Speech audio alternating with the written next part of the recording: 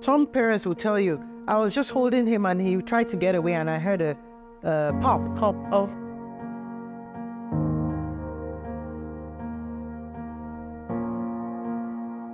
Hello, online viewers of Pediatrics to Go. So today, Dr. Ekuase Sanusi is going to enlighten us about nursemaid's elbow in children. I think this is the first time I'm hearing of that. Could you please?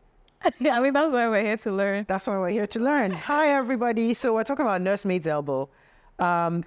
It's actually very interesting that this is the first time you're hearing about it. So I had you Google what a nursemaid was, and that's the nanny. Really? And when children are with their nannies or with their parents, many times you want to have a child come to you, or you're like, hey, let's leave the playground and go home. And you're holding the child by the wrist. And some parents will tell you, I was just holding him and he tried to get away and I heard a pop. Oh. And after that, he cried and he's holding his hand like this. And based on the history, you can make the diagnosis right away. So it's called nursemaid's elbow just because nannies would be doing the same thing. The children are trying to run in the opposite direction, and then they pull with the wrist and they feel a pop. And what the pop is actually radial head subluxation. Basically, the radius, this is the radial bone right here. It's just below the thumb. It goes all the way. The radial head is held by two ligaments up in the elbow. And when you pull a child's limb on the wrist, especially when they're little, usually between the ages of 3 and 5 years old, you can actually dislocate or pull the head of the radius down so that it's, instead of the two slings holding it, it's only one sling. The lower sling is holding it, and it's basically dislocated out of place. So when parents come in and the child is crying because the child knows that there's something wrong, the child can't move the hand, this is how they hold the hand. And that's what we call pronated. Pronated is when you do this. Supinated is when you do this. So the child's hand is flexed at the elbow and it's pronated like this against the child. Sometimes children will hold it like this. And the parents will tell you, oh, he's not moving his hand. I don't know what happened. You ask, did the child fall? They say no.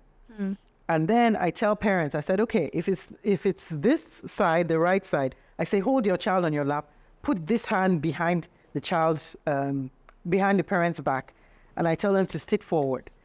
And what do we do? When we do this, parents think that we're magicians, but we're not really magicians.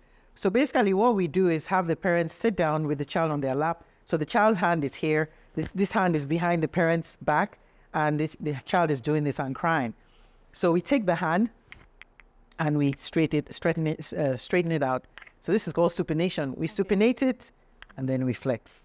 And most times, by the time we do this, we're putting remember is this bone here, which is the radius, radial artery, radial bone. So it's the radial head up here.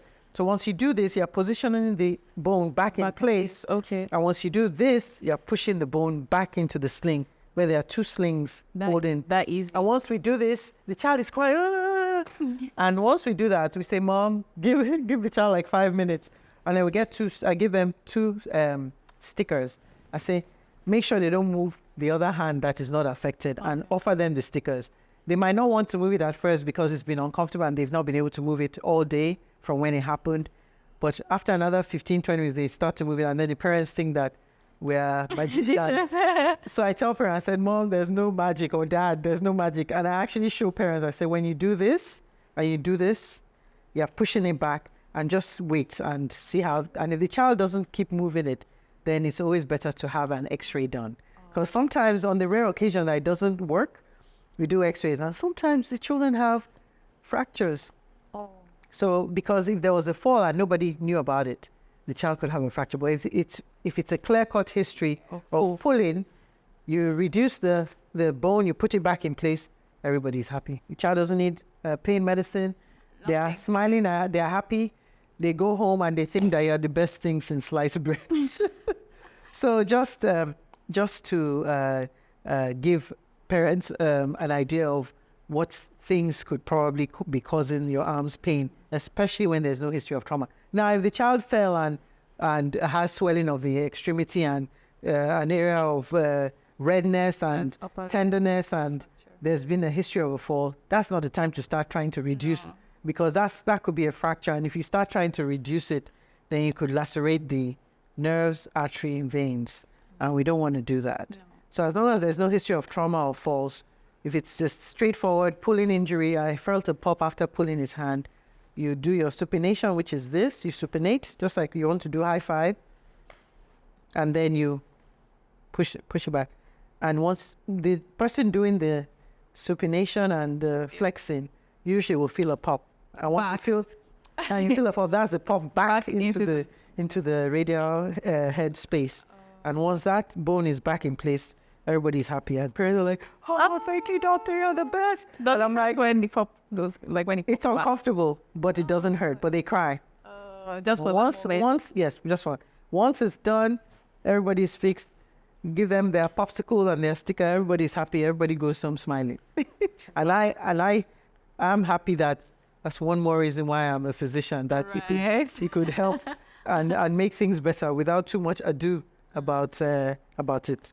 All right. So thank you very much. So you've learned about nursemaid's elbow and you know what to do. I mean, if it's not that serious, but if it's that serious, do get an X-ray. It's very, very important. Do not overlook redness or swelling of the upper limb if your child is crying. So until next time, do catch us some other time in next episode.